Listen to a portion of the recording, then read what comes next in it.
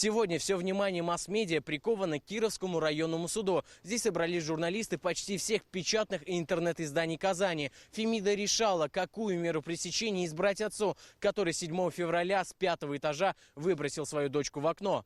Во время судебного слушания и до него Валентин Салоников не мог сдержать эмоций. Очень люблю, я очень сильно. Я мечтал о такой жизни, как последнее время жил, как последние 3 года жил своей женой, своей семьей.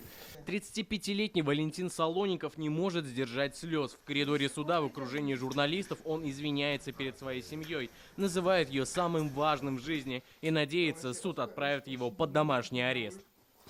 Все знают, что я их очень любил. Почему так я поступил? Потому что я употребил наркотики.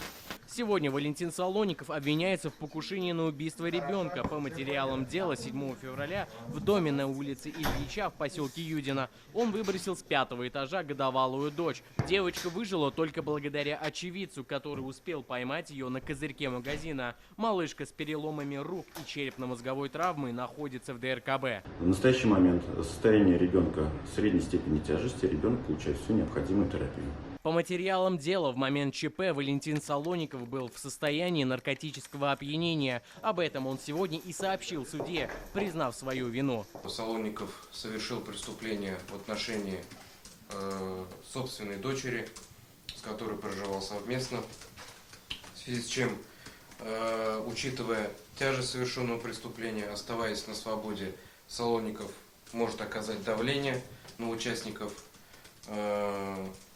уголовного дела, иным образом воспрепятствовать производству по делу. Поэтому следствие не находит оснований для избрания иной меры пресечения, кроме как заключения под стражу.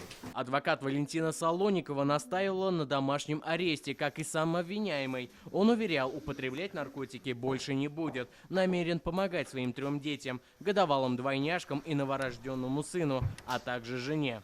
Очень вас прошу, до суда меня оставить дома под домашним арестом.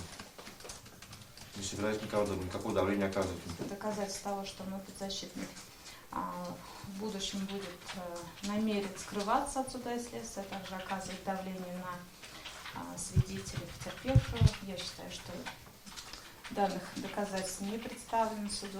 Суд Кировского района отправил Валентина Салоникова в СИЗО до 7 апреля. С решением судьи обвиняемый не согласился, однако оспаривать его не будет. Искандер Гималдинов, Владимир Гурьянов, ТНВ, Казань.